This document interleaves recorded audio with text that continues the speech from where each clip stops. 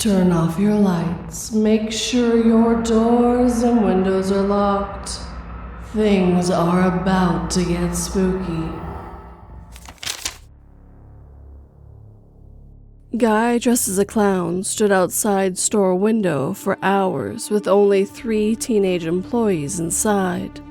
By tip potential 2501. Every time I tell this story, I kick myself for not taking any pictures or documenting any proof of the incident. It sounds so unbelievable, I didn't think my manager would believe me if I hadn't been with 2 other employees to collaborate my story. Back in 2021, I was 17 and I'm female. I worked at my local Papa John's store. Back then, I would leave school around 2 p.m., then clock into work from 3:30 to 9:30, then I'd drive myself home. The store was set up in a strip mall, so it had the long floor-to-ceiling glass windows that people could walk by and see into the store and partially over the counter. It was a Wednesday in our store, which meant barely any orders coming in, so the only manager on duty was a 21-year-old guy who left the store up to me and 2 other employees. For this story, I'm going to call them T, who was 15 male, and M, 17 female. It was the 3 of us alone that afternoon, basically holding down the fort till our manager came back for closing at 9:30. M and T were hanging out at the cash register while I was preparing pizza dough. I was barely an hour into my shift when I looked up and saw a tall guy in a full clown costume walking by the store. He was wearing one of those Spirit Halloween clown masks with a blue hair attached to it, as well as a full body onesie thing that was bright yellow with polka dots on it. At first I didn't think much of it because it was early October, so I assumed he was heading to an event or something. Then I see T point to the front of the store and the clown guy walks past again in the opposite direction, this time with his head towards T and M at the cash register area. It was at this point that we began to get a bit creeped out, but still assumed it was a Halloween prank or something. We see him for the next 30 minutes, occasionally pacing back and forth around the store before disappearing for a few minutes, then returning. T kept texting the manager to come back, but didn't get a reply. However, what freaked me out the most was when we watched him come back around and stopped in front of our store, turned to face us, then cupped his hands over his eyes and pressed his face directly to the glass, as if he was trying to see us closer. After this, it continued to pace in front of the store for about 45 minutes. The last straw of the night for me was when M said she needed to go out into the parking lot and grab something from her car. The parking lot was directly in front of the store entrance, so obviously T told me it was a bad idea, but eventually I agreed that T would watch the front door as M went out to her car to get something. Now, I wasn't up front to witness this, but when I got back to the front of the store, I saw T and M huddled by the cash register again, looking freaked out. They told me that M went out to her car to grab her stuff. She turned around and saw the clown guy back near the entrance of the store just staring at her. Then as she walked back towards the store, the guy proceeded to hump the air while looking at her. M then rushed inside and T locked the door.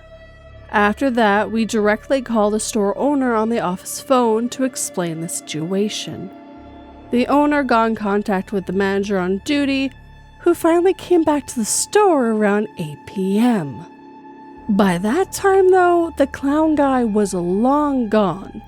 And lucky, when I walked to my car that night, nothing happened. I still can't wrap my head around the thought process of that guy. The clown purge thing was already far over by 2021. And if it was some prank, who the fuck spends hours of the time just creeping out teenage employees? So, clown guy, let's not meet.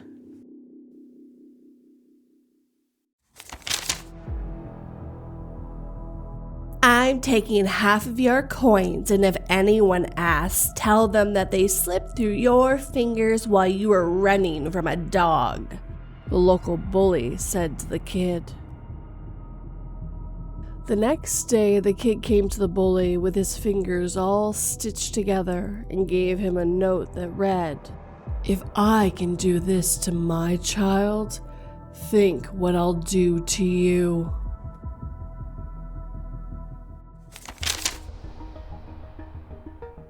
The Red Candle Lady by North Star. When I was 10 or 11 years old, I was a pretty nervous kid, especially when it got dark outside. My imagination ran wild at night, and I always tried to leave my little TV on to help me sleep. But my parents didn't like that. They'd get on me for running up the power bill or messing up the TV. And sometimes they'd come into my room late at night to make me shut it off. So eventually, I started setting the TV on a timer before going to sleep. One night felt like any other. I had just watched some creepy video on YouTube, including ghost stories from old top 15 channels. Even after that, I didn't feel scared. Not yet. As I laid in bed in the dark, I noticed a small, faint red light glowing in the hallway. My first thought that it was just a car lights from outside, but then I realized car headlights are white or yellow, not red. Confused, I got out of bed and quietly peeked my head into the hallway. That's when I saw her. An old woman was standing there holding a small red candle. She looked exactly like one of those figures from the top 15 videos I watched earlier that day. I panicked and ran back to my bed, staring at my door in fear. I sat there for what felt like forever, too afraid to move. Eventually, I worked up the courage to sneak into my older brother's room. When I peeked into the hallway again, I saw the old woman was now standing in the living room, facing away from me.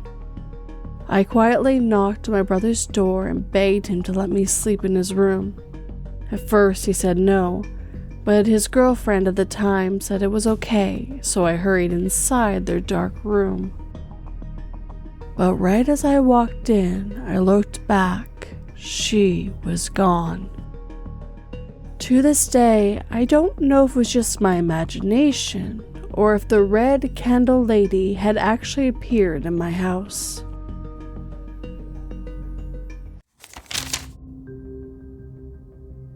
Working with comatose patients comes with so many lucrative opportunities.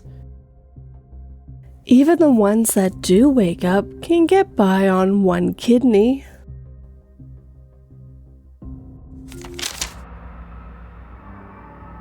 The Dead Bride by North Star. About a year or so after my experience with a ghost lady I now call the Red Candle Lady, I had another strange encounter. It was around Halloween, a time I always loved. The air felt great, and I was excited for pumpkin pie and all the spooky decorations. That year, my family bought this Halloween protection that could display all sorts of scary videos onto surfaces. Funny little pumpkins laughing, zombies, skeletons, ghosts, the usual stuff. But one video in particular stood out to me, the Ghost Bride. The video showed a woman in a wedding dress. At first, she seemed normal. Well, as normal as a ghost could be. She floated in one spot and gestured with a finger, as if beckoning you to come closer. As the video continued, she would slowly move from one side of the window to the other. The projector was designed to display the videos onto windows, by the way. Eventually, the ghost bride would start crying, floating up and down, and then she let out a loud scream. But my family couldn't point the projector at the windows since our windows are too big and we had a huge blind covering most of it. So instead, they aimed the projector at a wall inside the house where everyone could see it. Anyway, one night I was getting ready for bed and my dad told me to turn on the projector like usual. I turned it on, got in bed, and everything felt normal. Until around 2:30 or 3 a.m. I noticed a faint white light coming down the hallway, similar to the light I saw the Red Candle Lady's story I mentioned earlier. At first, I didn't think much of it and I went back to sleep. But a few minutes later, I noticed the light getting brighter. Then I saw what seemed to be a glowing white cloth moving across the door frame. Curious and uneasy, I walked to the door and saw the ghost bride standing there. She turned her head and looked right at me, then made the same hand gesture from the projector video, motioning for me to come closer. I knew this wasn't normal. Terrified, I immediately went back to bed, covered up, and stayed still for a few minutes. When I finally got the courage to check again, I peeked into the hallway, and this time, nothing was there. Even stranger, the projector wasn't running. None of the Halloween videos were playing. Confused, I went to the living room to see what was going on and realized the projector was completely unplugged. I know for a fact I didn't unplug it that night. I have no idea if my parents went to the living room after I fell asleep and unplugged it, but they never mentioned doing so. All I know is that I saw the ghost bride standing in my hallway, just like the one from the projector video. Ever since that night, I've been afraid of that house. I still live here today, but I stay in a different room now. So far, I've had 3 different ghost experiences in this house, and I wonder sometimes if I should try a Ouija board. Though my parents are very religious, and I still have some faith in God, Christian faith.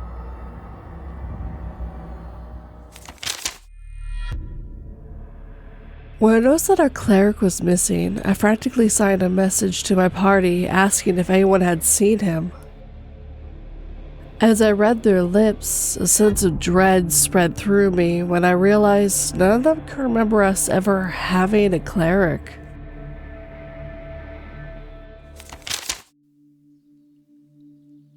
The Call by Anonymous. I grew up in a small town in India in the Balga community where ghost stories are part of our literature and culture. We grew up reading stories about friendly ghosts/creatures that gets more serious as you adapt to a more grown-up books. You also can do a simple Google search on ghosts in Balga community and you'll find a list of them. Moreover, we have a festival called Boot Kadashi, which is similar to that of Halloween in the West. So I wasn't really scared of such things as a kid, but I was really intrigued by it. This is a story of such a creature called an Ishi. At least that's what my grandpa believed it was. I will narrate this story on behalf of my grandfather, who would always tell me stories of other people's experience, but this one is his personal experience. Back then, in the early 50s, there used to be a temple where my grandfather lived. It was a very small, secluded village between the borders of Bangladesh and India. In that temple, till the late 30s, people used to practice the ritual of sacrificing human heads and goat heads. And he had told me about many instances where he had come home late from work and would spot figures, half human, half goat, like shadows in the dark lanes. Sounds creepy, right? But things turned upside down for him one night. It was monsoon, the season of the most awaited freshwater fish of the year called hissa, and my grandfather had this habit of fishing post-sunset. He said the fish were calmer in the lake nearby after sunset, although no one understood that logic, but I guess he was just avoiding getting bothered by other fishermen. He couldn't tell me the exact time, but he thinks he was fishing around 8:30 p.m. Mind you, it was a small village between the borders, and 8:30 p.m. was like post-midnight there. He was fishing happily and got too lucky with the big-sized fish with lots of eggs inside its stomach. The lake was 10 minutes walk from the house and exactly the opposite of that temple. After some time, he heard my grandma calling him from behind, somewhere in the darkness, but she usually doesn't do that. He came for fishing after he had a long day at the shop where he worked. He had his dinner and everyone was asleep. He didn't want to be bothered. He specifically told that to my grandma before leaving the house. "What is it, woman?" he yelled without looking back, focusing on his fishing net, but there was no response. "What?" he yelled again in a few seconds. No response came. She never stepped outside alone that late. She always mentioned how the village felt after 6 p.m. It felt as if every single person was dead inside their houses. Even the animals were quieter, and not a single leaf moved during summer. It felt like something very bad happened in the village every night, and everyone died of a plague. He realized that it could be something urgent. He started packing everything and was about to leave when he heard his name being called again in the darkness, echoing in the emptiness. Why wouldn't she just come to the lake instead? He thought to himself. Don't wander in the darkness, dear. Go home. I'm following you, he replied to the echoes. Following you, following you, following you. A playful voice emerged from the darkness, with every word sounding deeper than usual, like a mix between male and female. This was the moment he realized that it was something absolutely sinistrous. Dear, follow you. Dear, follow you. This time the voice became more deep and almost sounded like my grandpa's own voice. He had an old-fashioned lantern that flames on kerosene oil that keeps the area lit where he stood. He was carrying some spare kerosene in a different container, but he was too scared to move or scream. The fishes were coming out of the fish net and starting to quiver on the ground while he stood there frozen. Then there was sinister laughters and cries, the voice of his wife calling, his own voice copying him like a parrot. All that in the darkness with no source known to man. This lasted for a couple minutes, and then there again was the sound of his wife calling like before, but this time it was crying. Love me. Come to me. I don't have much time left. Love me. Come to me. I don't have much time left. As the flames from the lantern got smaller and smaller, the voices seemed nearer. After this incident, all he remembers is that he woke up in his bed the next morning, and there was a gathering of so many neighbors on his front yard, and his grandma was worried sick, crying profusely. He suffered from a high fever for the next 2 weeks after that incident and never stepped outside post 6 p.m. A year later, after my dad was born, my grandparents left the village forever.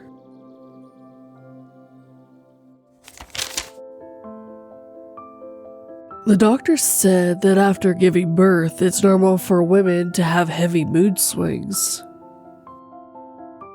As I opened the trash can in the kitchen, I wondered what my son could have possibly done to make her this mad.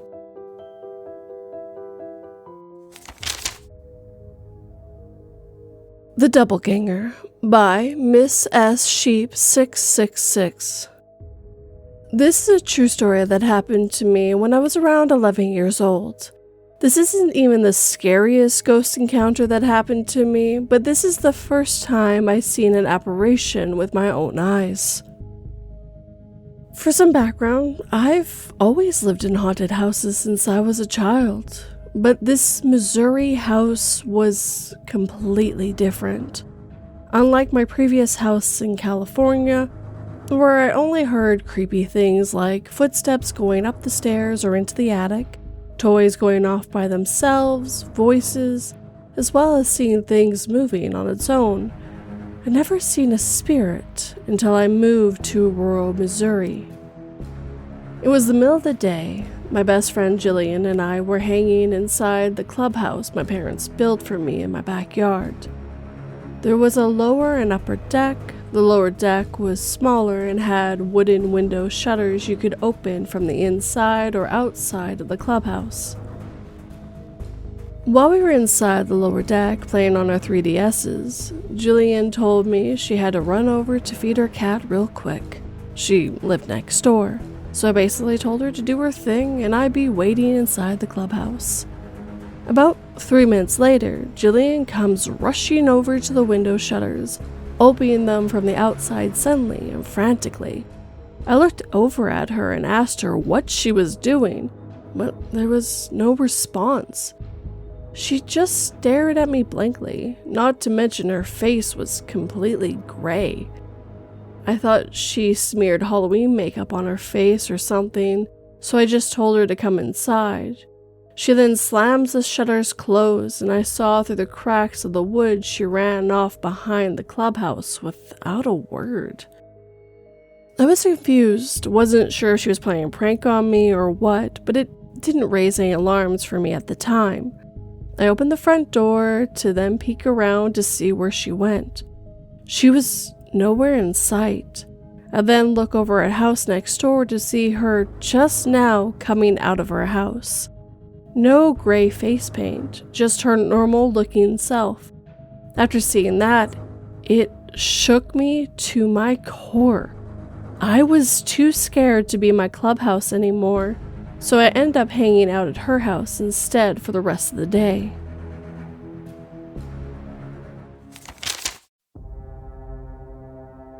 When I found out my wife cheated on me with her boss and my baby boy was his, I swore I'd kill the fucker. With my finger on the trigger, I waited for the moment my wife lifted him out of the stroller.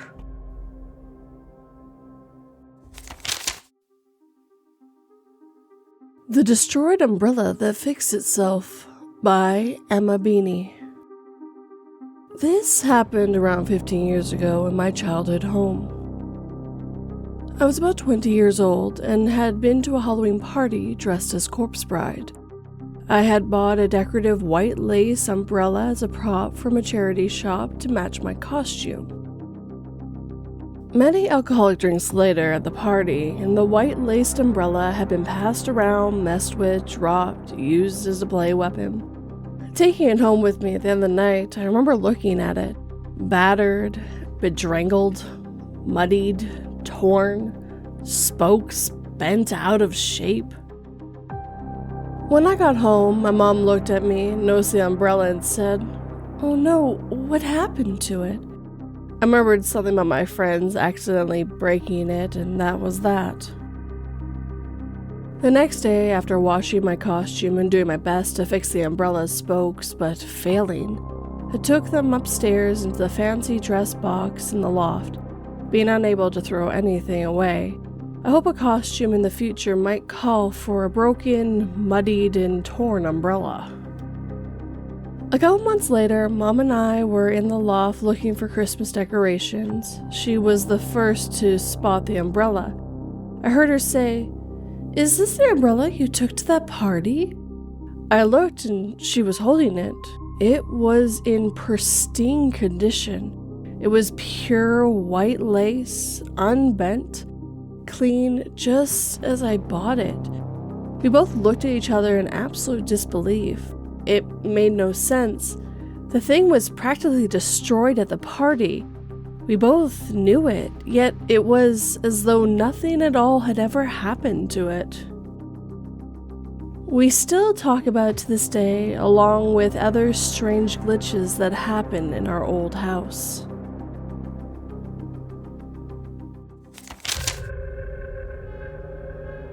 I smirked as my wife happily chugged the drug-filled drink I had given her, and knew it would take less than a minute for her to fall unconscious.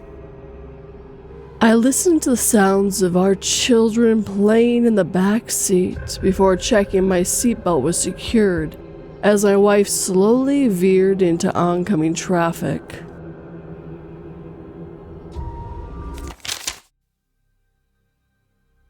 Vanishing Man in Bar by Anonymous. When I was about 20, I lived alone in an inner-city neighborhood in Atlanta. I was in college and pretty lonely, so I'd sometimes go to a local bar and read. One night, just before Halloween, I was at the bar and a guy sat next to me and started chatting with me. He was a bit older, blonde hair, and quite friendly. We shoot the shit for about a half an hour when he looks at me with a serious look and says, "You should leave this place now." And then he vanished, like in front of me, just gone. I felt this fear and left immediately. The next morning, I was walking to the train for school and passed the same bar. It was taped off as a crime scene. There were police all over. I asked a bystander what was up, and they said a man had been murdered in the bathroom that night before. What the fuck?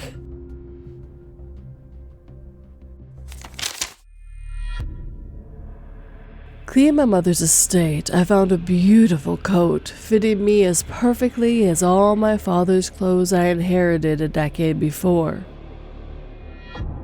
I can't understand why she kept this sealskin coat apart, the only garment of his locked in her hope chest.